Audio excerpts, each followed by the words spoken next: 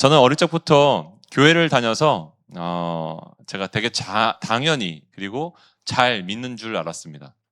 근데 제가 이제 청소년이 되고 청년이 되면서 질문들이 찾아오기 시작하는 거예요. 그리고 잘 안 믿어지는 거예요, 갑자기. 이상하죠? 그래서 대학 가고 나서 교회를 몇 년 동안 안 나갔어요. 네. 부모님한테 간다고 뻥을 치고. 근데 그러다가 이제 25살에 제가 회심을 했는데요.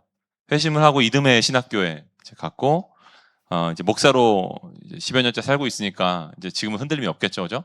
네, 믿음에 흔들림이 없을 겁니다. 근데 교회 어른들은 제가 목사라는 타이틀 때문에 이 사람은 좋은 믿음을 가졌고 의심 같은 건 하지 않을 거야 라고 당연히 전제하시는 경우가 있는 거예요. 근데 저는 속으로 이제 당황하죠. 어젯밤에도 막 걱정하다 잠을 못 자고 막 이럴 때가 있단 말이에요, 저는. 네, 저도 있단 말이에요. 여러분, 목사도 의심을 합니다. 목사도 신앙의 회의감이 들 때가 있고요. 이게 뭐지? 이럴 때가 있습니다. 예. 다만, 이제, 티를 내면 좀 안 되니까, 예.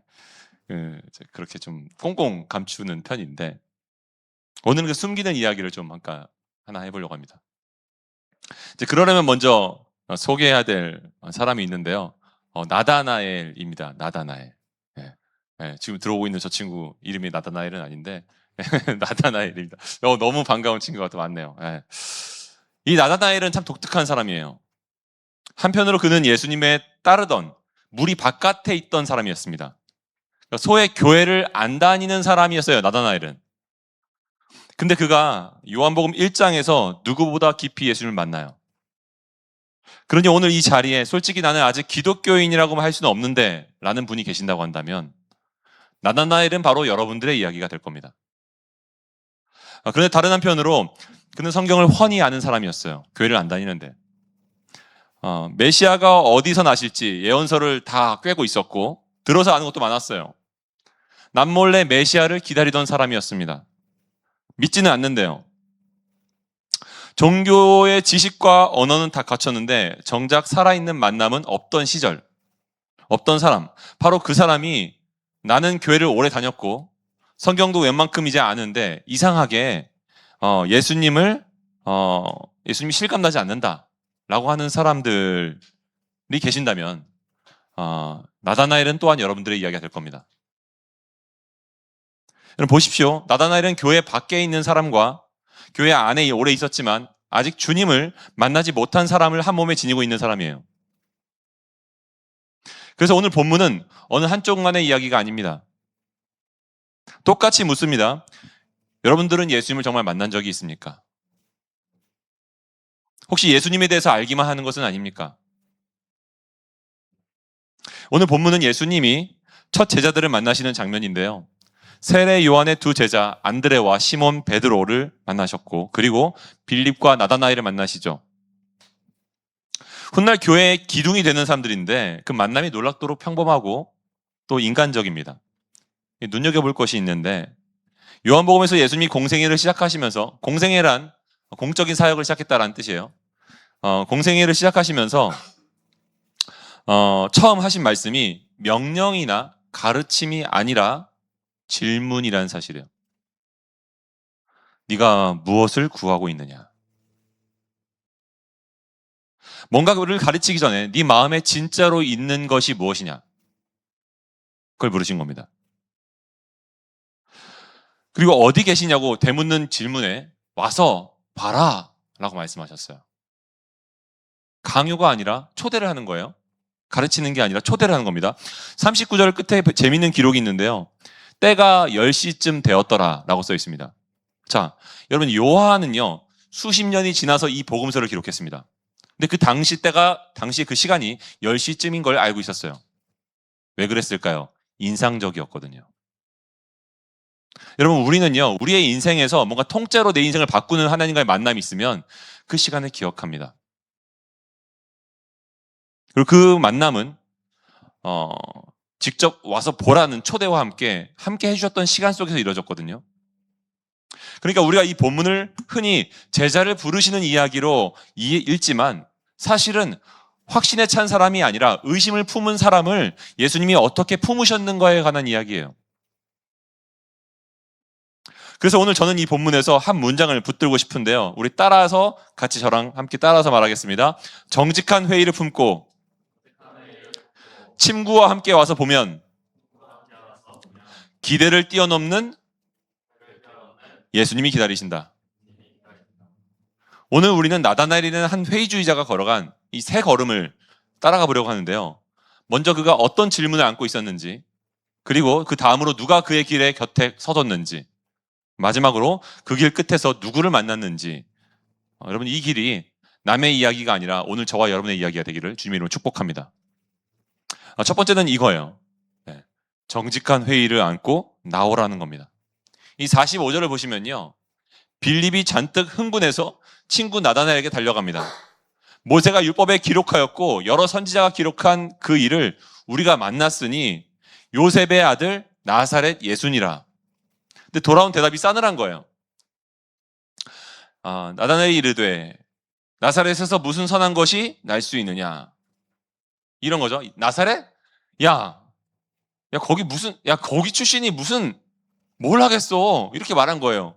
지역 비하죠. 그죠? 누가 들어도 지역 비하예요. 근데 여러분, 나다나엘은요. 나다나엘의 이 말은 그 자체로는 지역 비하가 맞는데 단순한 편견이 아니었습니다. 그는 성경을 잘 아는 사람이었어요. 선지자 미가가 메시아는 베들레헴에서 태어나실 것이라고 예언했기 때문에 그것을 잘 알던 그가 나사렛은 아니라고 말한 겁니다. 미가서 5장 2절 볼까요? 네, 베들레헴. 자, 여러분 구약 예언서 어디에도 나사렛은 등장하지 않습니다. 그러니까 나다나엘의 회의감은 무지에서 나온 것이 아니라 오히려 말씀을 진지하게 붙들었기 때문에 나온 질문이었습니다. 목회를 하다 보면요, 뭐든 쉽게 받아들여주고 또 제 질문, 제 얘기에 긍정해주는 사람들이 전 편하죠. 그렇지 않겠습니까? 무슨 말만 하면 뭐 따져 묻고 이렇게 반론하고 제가 못다 할 얘기 저한테 이렇게 의심의 눈초리를 보내고 이러면 제가 이제 어렵죠. 어렵습니다. 근데 보통은 후자가 나중에 더 좋은 신자가 되더라고요. 나다나엘은 아무 말이나 덥석 믿는 사람이 아니었어요. 기록된 성경을 기준에 놓고 제대로 따져보는 아주 정직한 구도자였습니다. 여러분 그런 구도자 되시길 주님으로 축복합니다. 자, 그렇다면 예수님은 이 까칠한 회의 주제를 어떻게 맞으십니까? 47절인데요. 우리 같이 읽어볼까요? 시작. 예수께서 나다나엘이 자기에게 오는 것을 보시고 그를 가리켜 이르시되 보라, 이는 참으로 이스라엘 사람이라 그 속에 간사한 것이 없도다. 야, 뭘 자꾸 따지고 들어? 감히 날 의심해? 야, 그냥 믿어. 야, 안 되겠다. 야, 빌립, 네가 가서 새가족 교육 한 3주 하고 와라. 이렇게 얘기하지 않으셨어요. 꾸짖지 않으십니다. 오히려 정직하다고 칭찬하시는 거예요. 간사한 것이 없다라는 말은요, 겉과 속이 똑같다라는 말입니다. 나다나엘은 속에 있는 의심을 그대로 드러냅니다. 예수님은 바로 그 점을 기뻐하십니다. 그냥 믿는다고 말하고 믿음 좋은 척하는 게 훨씬 더 위험해요, 여러분. 예수님은 자기를 의심한 그 사람을 자기를 진지하게 대하기 시작했다라고 보셨습니다. 그래서 첫 마디가 환영하는 거예요.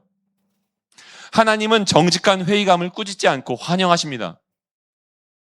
여러분 의심되는 것마다 질문하십시오. 저는 그래서 가끔 교회에 이렇게 새가족들이 오시면 새가족반을 제가 하잖아요. 가끔 너무 정직하게 너무 정직한 게 아니죠.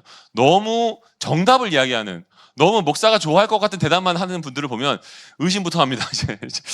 혹시 잘 훈련된 어떤 단체의 분이 아닐까?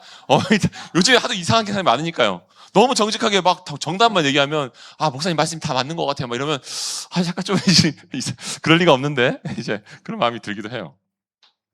네. 여러분 의심되는 것마다 질문하십시오. 질문이 있다는 건 믿음이 없다는 증거가 아니라 하나님을 진지하게 대하기 시작했다는 증거입니다. 여러분 우리는 흔히 신앙 앞에서 두 가지 길밖에 없다고 생각해요. 하나는 맹신이고, 아이고, 손가락 잘못 잡았네. 맹신이고, 하나는 냉소입니다. 맹신, 냉소. 맹신은 아무것도 묻지 않고 그냥 따르는 거죠. 냉소는 뭐죠? 아무것도 믿지 않겠다는 거죠. 둘 다 정직하지 않아요? 여러분, 비행기 조종사는요, 이륙하기 전에 뭘 하죠? 압력과 연료를 꼼꼼히 점검하고 확신이 비로 설 때, 그때 비행기를 운전하죠. 그때 운항하는 거예요.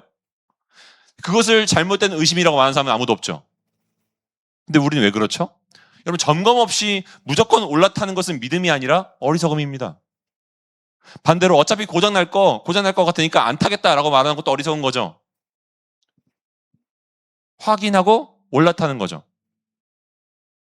성경이 제시하는 제3의 길이 바로 이거예요. Come and see. 와서 확인해봐라. 그래서 팀 켈러가 말했습니다. 의심과 믿음은 궁극적으로 동등한 것이다. 여러분, 관심이 없으면 의심도 하지 않습니다. 관심이 있는데 답을 못 찾았으니까 의심이 드는 거예요. 그러니 의심은 신앙의 반대말이 아니라 신앙이 통과하는 문입니다. 그래서 의심이 찾아왔다는 것은 신앙이 끝났다는 신호가 아니라 내가 잘못 믿고 있었던가? 그게 아니라 한 뼘 더 잘하려고 몸살을 앓고 있는 거예요. 사실 저는 정답만 외워서 말하는 신앙이 훨씬 더 무서워요. 이상합니다. 욥기를 보십시오. 마지막에 하나님께서 하나님을 기쁘게 한 것은 하나님은 오르실 것이다. 야, 하나님은 옳은데 네가 틀렸으니까 네가 벌 받은 거 아니야 라고 말한 친구들을 하나님은 옳다고 말씀하지 않으셨습니다. 오히려 하나님께 거칠게 대들면서 부르짖었던 욥을 하나님은 옳다고 말씀하셨어요. 욥을 칭찬하셨습니다. 하나님은 순종하는 척하는 아첨보다 정직하게 씨름하는 질문을 훨씬 기뻐하십니다. 회의를 숨기는 위선보다 정직한 질문이 하나님을 만나는 더 빠른 길입니다.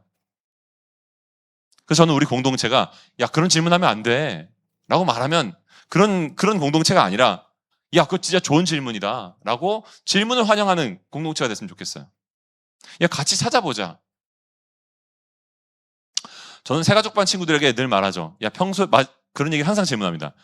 평소에 궁금했던 거 다 괜찮으니까 오늘 물어봐. 혹시 뭐 한 개라도 두 개도 이렇게 물어봐. 이렇게 얘기합니다. 그러면 얘기를 해요. 제가 이제 같이 얘기를 해주죠. 제가 대답할 준비가 되어 있어서가 아니라 같이 고민해주고 싶어서 물어보는 거예요. 근데 제가 생각해도 제가 너무 말을 기동차게 잘할 때가 있어요.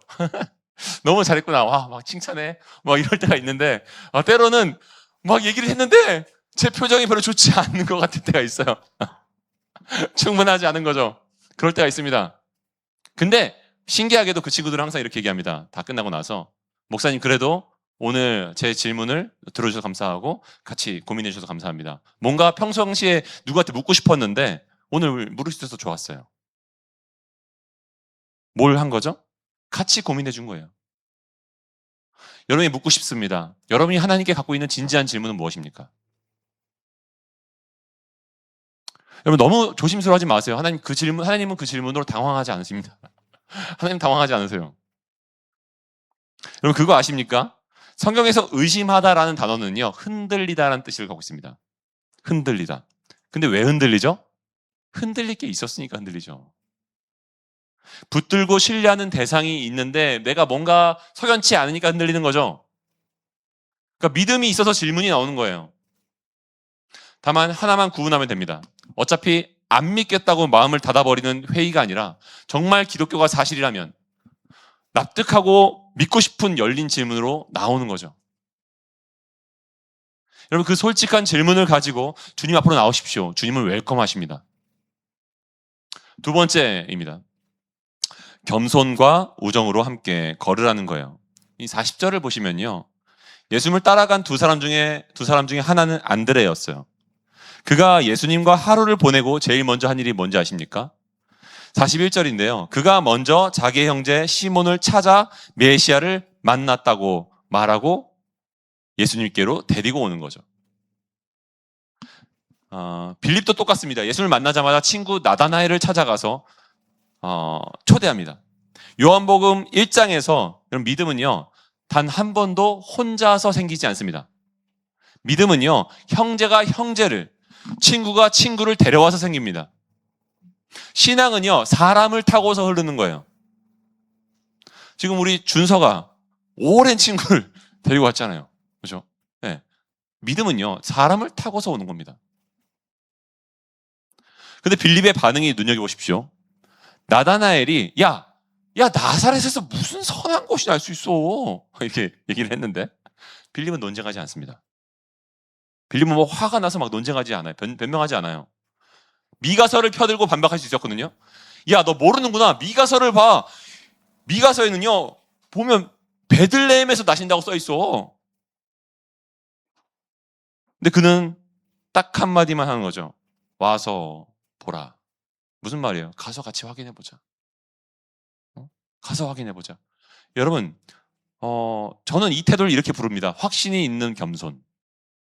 우리에게 필요한 건 확신이 있는 겸손이에요. 왜 흔들립니까? 왜 겸손하지 못합니까? 확신이 없으니까요. 확신이 있는 겸손이에요, 이건.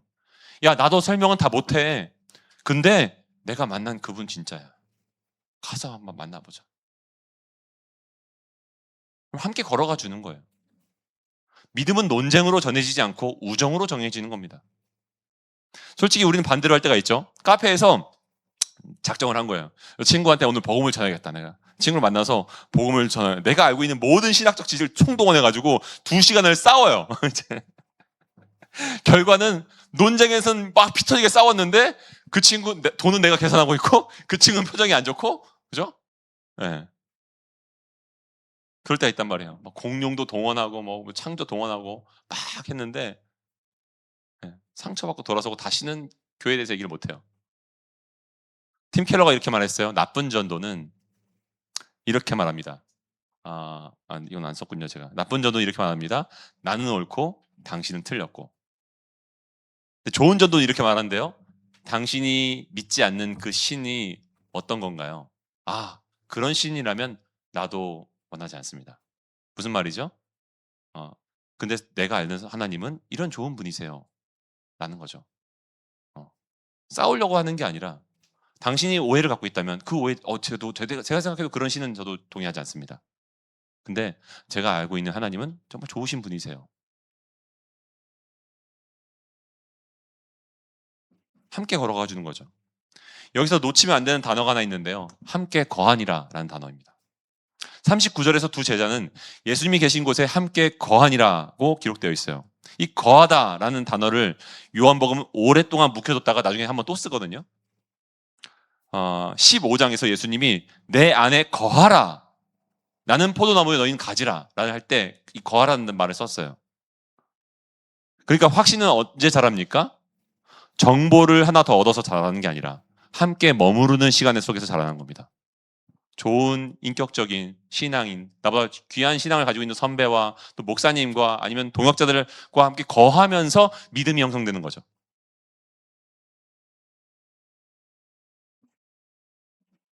실제로 예수님과 하루를 지내본 안드레가 뭐라고 말했습니까? 우리가 메시아를 만났다. 여러분, 친구에게 필요한 것도 완벽한 더 논리적으로 탁월한 답이 아니라 같이 머물러 주는 겁니다. 그의 삶의 자리에, 그의 고통과 고민에. 안 그러면 챗GPT한테 물어보세요. 근데 아무리 논리를 복사 붙여넣기 해도 왜 안 믿을까요? 논리로 믿는 게 아니에요. 논리는 도와주는 거죠. 그래서 그럼 왜 꼭 함께여야 됩니까? 여러분, 우리 각 사람이 불완전하기 때문에 함께여야 돼요. C.S. 루이스 제가 좋아하는 비유인데요. C.S. 루이스가 실제로 좋은 친구가 옥스퍼드에 3명 있었습니다. 그중에 한 명이 톨킨, 반지의 제왕을 썼던 작가고요. 루이스는 저거였죠. 나니안드기를 썼죠. 근데 이 작가 친구가 3명 있었는데 C.S. 루이스한테 루이스가 되게 좋아하는 친구가 있었어요. 내가 독차지하고 싶어하는 친구. 우리 그런 거 있잖아요. 이렇게 찐친하고 싶은 친구. 제 생각에는 아마 톨킨이 아니었을까 생각합니다. 근데 루이스가 직접 언급하진 않지만 다른 친구를 배려해서 말을 안 한 것 같아요. 제가 볼 때는 서운할까 봐. 근데 톨킨이었던 것 같아. 근데 톨킨은 자기보다 나이가 더 많았습니다. 근데 어느 날 자기가 독차지하고 싶어하는 저 친구가 죽었어요.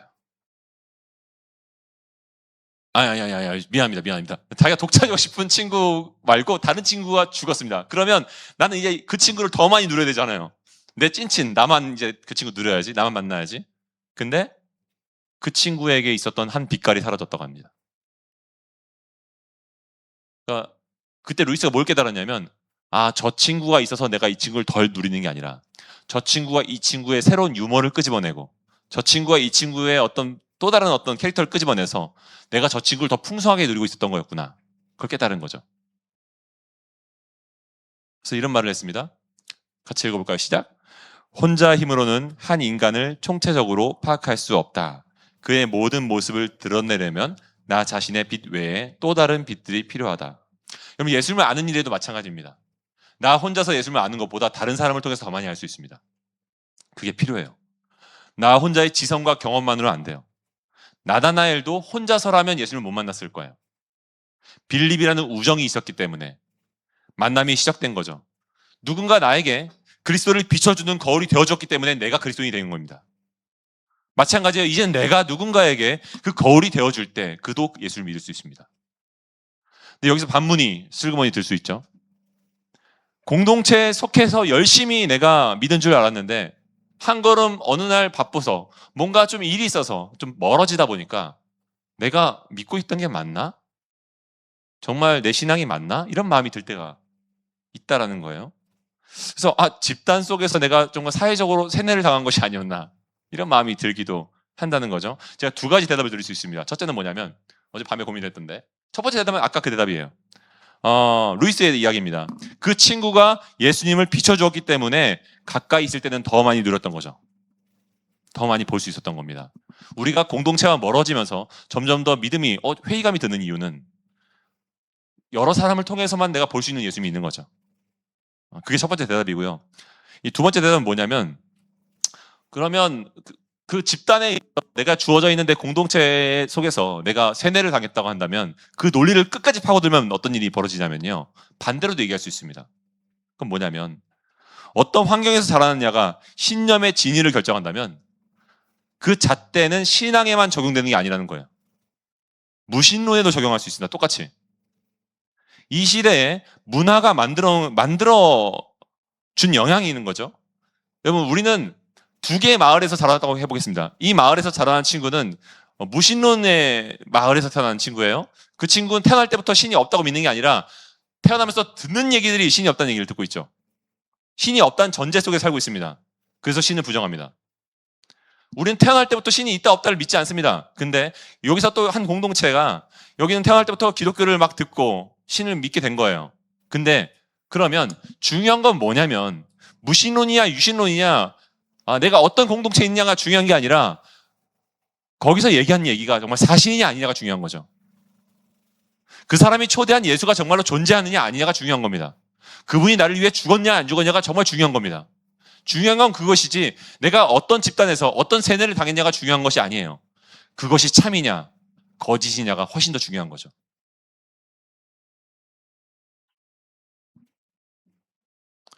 그래서 빌립은 나다나엘을 세뇌한 것이 아니라 그를 예수님 앞에 데려다 놓았을 뿐입니다. 그 다음은 예수님이 하신 거예요. 여기 중요한 균형이 있습니다. 빌립은 자기에게로 친구를 데려온 것이 아니라 예수님께로 데려갔다는 거죠. 우리는 운반하는 사람이지 목적지가 아니죠. 아무리 훌륭한 리더도 아무리 훌륭한 목사도 아무리 좋은 공동체도 우리의 믿음을 지켜줄 대상은 못 됩니다. 사람은 실수하고요. 실망시키고요. 저도 여러분들을 많이 실망시킬 겁니다. 이미 실망시켰을 거고. 그리고 여러분 옆에 있는 리더도 아니면 인어도 찬양팀 리더자도 다 마찬가지입니다. 여러분 실망시킬 겁니다. 인간은 원래 그래요. 그래서 모래 위에 성을 쌓으면 안 돼요. 인간은 모래예요. 모래는 어떻죠? 비가 오면요 젖어버립니다. 무너집니다. 그리고 햇볕이 쪼이면요 겉은 뽀송뽀송해요. 하지만 속은 여전히 젖어 있습니다. 그게 우리예요. 이 위에 뭔가 돌을 쌓고 건물을 쌓는 건 위험한 일이죠. 인간의 삶에 내 믿음의 근거를 두고 쌓는 건 위험한 일입니다. 근데 여러분에게 묻고 싶습니다. 여러분 곁에는 회의를 가진 나다나엘이 있습니까? 그 한 사람의 얼굴이 떠오른다면 여러분이 오늘 빌립이 되어 주십시오. 그리고 혹시 여러분 자신이 지금 회의의 계절을 지나가고 있다면 혼자 씨름하지 마십시오. 함께 답을 찾아줄 친구를 찾아가거나 아니면 저를 찾아오셔서 질문하십시오. 논쟁이 아니라 함께 걸어가는 우정을 경험할 겁니다. 마지막입니다. 기대를 뛰어넘는 주를 만나라. 자, 이제 나다나엘이 빌립을 따라서 예수님 앞에 섭니다. 예수님이 던지신 한마디에 이 회의주의자가 완전히 무너져요. 같이 읽겠습니다. 시작. 나다나엘이 이르되 어떻게 나를 아시나이까?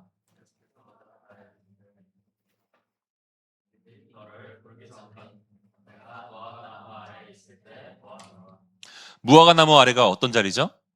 여러분, 그냥 나무 그늘 아래를 말하는 게 아니에요. 유대인들한테 무화과 나무 아래라에서 있었다는 건 성경을 읽고 기도 생활을 했다라는 얘기를 하고 있습니다. 그러니까 성경 연구를 한 거예요. 성경 연구. 실제로 구약의 선지자들은요, 메시아의 시대가 도래하면 각 사람이 무화과 나무 아래에서 평화를 누릴 것이라고 선포했습니다. 그게 스가랴에 나와요. 그러니까 그곳은 메시아를 기다리면서 홀로 씨름하고 고민하고 진짜 메시아 있었으면 좋겠는데 근데 정말 안 믿어지고 그렇게 고민했던 나다나엘의 골방이 거기였던 거죠. 예수님 말씀이 이런 뜻입니다. 네가 정말로 나를 찾고 있었던 그 자리 내가 보고 있었다.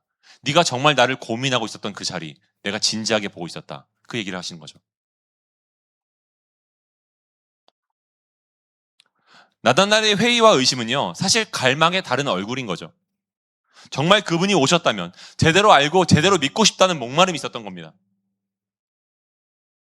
정말 기독교가 사실이라면 좋겠다는 목마른 말입니다. 주님은 그 속마음까지 꿰뚫어 보셨고 그 순간 나다나엘의 입에서 마음 깊은 고백이 이렇게 터져 나옵니다. 나다나엘이 대답하여 이르되 랍비여 당신은 하나님의 아들이시오 당신은 이스라엘의 임금입니다. 조금 전까지 나사렛에서 뭐가 선한 게 나오겠어 라고 말했던 사람이에요. 네, 가장 깊이 의심하던 이 사람이 가장 깊은 고백을 끄집어내고 있는 거죠. 그럼 정직한 회의는요, 진리와 만나면 믿음이 됩니다. 근데 예수님이 여기서 멈추지 않아요. 네가 이보다 더 큰 일을 보리라. 그렇게 말씀하시고 이렇게 말씀하시죠. 우리 같이 읽어볼까요? 시작. 하늘이 열리고 하나님의 사자들이 인자 위에 오르락 내리락 하는 것을 보리라. 창세기 28장. 꿈에 본즉 사다리가 땅 위에 서 있는데 그 꼭대기가 하늘에 닿았고 또 본즉 하나님의 사자들이 그 위에서 오르락 내리락 하고. 예수님 말씀하신 것은 지금 창세기 28장 12절 얘기하고 있는 거예요. 야, 네가 더 큰 걸 볼 건데 그게 뭔지 알아? 창세기에서 얘기했던 그 예언이야. 저 예언이야. 그 얘기를 하고 있는 겁니다. 여기 숨겨진 반전이 하나 더 있는데요. 여러분, 아까 예수님이 나다나엘을 향해서 그 속에 간사한 것이 없도다라고 하셨죠. 근데 이 간사함은 성경에서 정확하게 한 명을 가리키고 있습니다. 누구냐면요, 이 사람밖에 없어요. 네.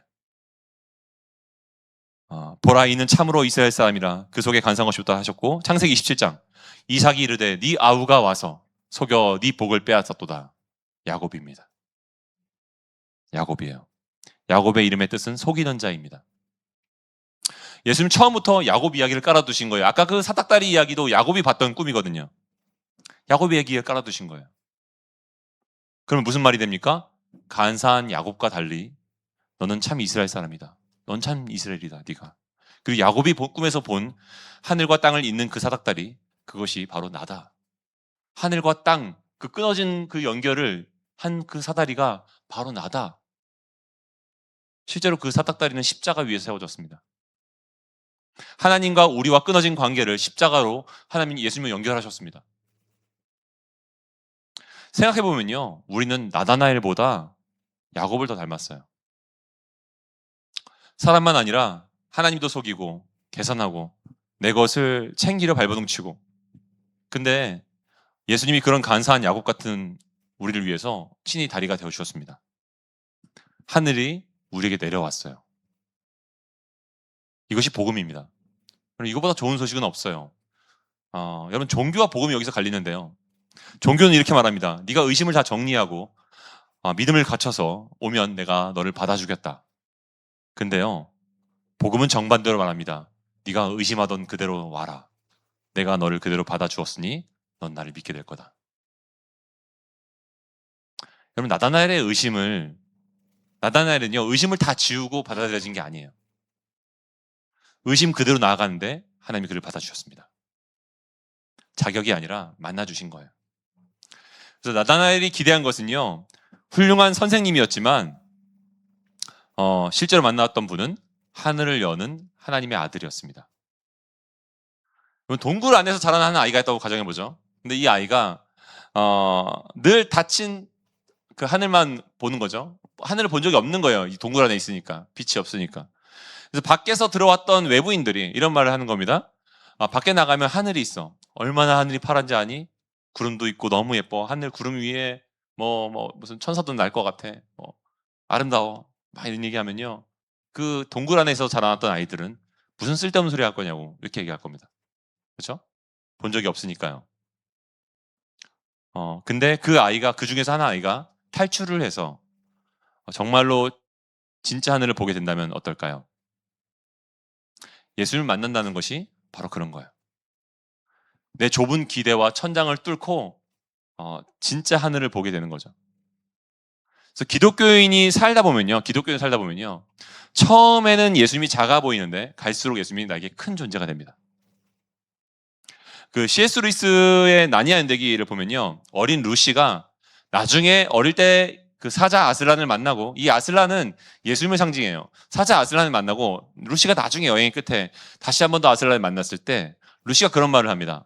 아슬란님, 더 커지셨네요? 더 덩치가 커지셨네요? 그때 아슬란이 뭐라고 말하냐면, 루시야, 내가 커진 게 아니라 네가 커져서 그래. 네가 커져서 내가 큰 걸 이제 알아본 거야. 그 말을 하고 있습니다. 덩치가 커졌다는 얘기를 하고 있는 게 아니라 그가 이 아슬란의 존재감의 크기를 알기 시작한 겁니다. 루시가. 여러분, 마찬가지예요. 우리가 자라날수록 우리의 예수님은 더 존재가 커집니다. 이것이 우리가 앞으로 경험하게 될 더 큰 예수님이에요. 50절 말씀도 똑같지 않습니까? 야, 지금 놀랐니? 네가 이보다 더 큰 일을 보리라. 사랑하는 청년 여러분, 하나님은요, 우리의 상식을 초월하는 방법으로 우리의 앞길을 여십니다. 그래서 기독교인이 된다는 것은 어둠 속에서 더듬던 세상을 이제 빛으로 똑똑히 보기 시작하는 거예요. 그분은 우리의 태어남과 인생과 고생과 죽음까지 모든 것을 새롭게 해석하게 해주실 겁니다. 여러분에게 묻고 싶습니다. 여러분의 하나님은 언제부터 지금 그 크기에 머물러 계십니까? Come and see. 와서 보십시오. 내 기대를 뛰어넘는 하나님이 기다리고 계세요. 주님은 우리가 구하는 것보다 더 좋은 것들, 우리가 상상하는 것 이상으로 주실 수 있는 분이에요. 그분이 지금도 여러분의 인생의 무화과 나무 아래를 보고 계십니다. 결론을 맺기 원합니다. 여러분, 오늘 우리는 나다나엘이 걸어간 세 걸음을 살펴봤어요. 첫 번째 걸음은 정직한 질문을 안고 나오라. 괜찮다. 하나님은 정직한 회의를 환영하신다. 두 번째 걸음은 그가 혼자 온 것이 아니라 친구의 손을 잡고 왔다는 거죠. 믿음은 논쟁하는 게 아니고 함께 걸어가 주는 겁니다. 세 번째 걸음은 그 길 끝에는 비교할 수 없는, 내 기대와 비교할 수 없는 주님을 만날 수 있다는 겁니다. 내 질문에 답만해 주신 정도가 아니라 내 기대의 천장을 뚫어버리시는 그 주님. 여러분, 질문을 안고 친구와 함께 와서 보았더니 거기서 하나님을 만난 겁니다. 거기에 하나님의 아들이 있는 거예요. 예수님이 십자가에서 달리실 때 양옆에 죄수들이 달렸습니다. 한 사람은 죽어서 천국에 갔어요. 또 한 사람은 죽어서 지옥에 갔습니다. 그 사람은 그 죄수, 천국에 간 죄수는요, 그날 처음 예수님 본 거예요. 또 어떻게 천국에 갔죠? 외국의 한 설교자가 상상력을 발휘해서 이렇게 설교했습니다.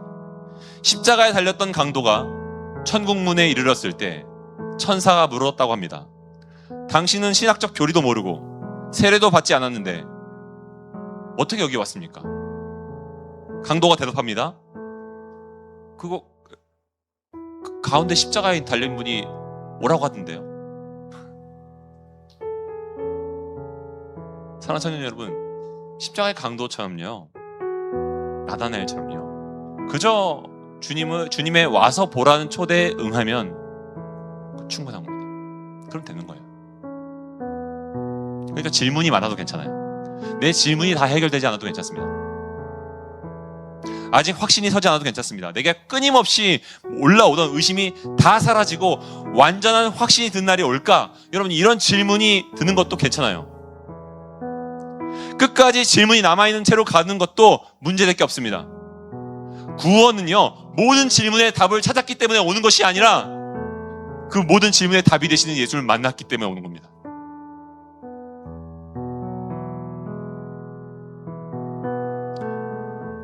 여러분, 제가 서론에서 언급한 두 사람이 있죠? 한 사람은 솔직히 나는 아직 기독교인이라고 할 수는 없는데 라면서 교회 밖에서 서성 있는 사람이 있어요. 또 한 사람은 교회를 오래 다녔고 성경도 웬만큼 아는데 이상하게 예수님이 실감나지 않는다 라고 말하는 사람이 있어요. 교회 안에 앉아있는 사람이에요. 이 두 사람이 누구였습니까? 나다나엘 한 사람이었습니다. 그리고 그가 오늘 예수님을 만났어요. 오늘 이 자리에 그 둘 중 하나로 앉아 계신 분이 있다면 오늘 본문은 남의 이야기가 아니라 여러분들의 이야기입니다. 마지막 이거 하나만 더 기억하십시오. 여러분, 나다나엘이 예수님을 찾아 나서기 전에 예수님이 무화과나무 아래 있던 그 고민하고 고뇌하고 있던 그 친구를 주목하고 계셨습니다. 여러분이 혼자 뒤척이며 또 의심하며 또 때로는 세상 속에서 앞으로 어떻게 살지? 신앙을 떠나서요. 그 많은 두려움을 안고 있을 때 하나님 정말 계신 겁니까? 이런 질문이 드는 상황 속에서 주님은 여러분을 이미 보고 계셨습니다. 우리가 하늘로 기어 올라가는 게 아니라 그분이 우리를 찾아 내려오셨습니다.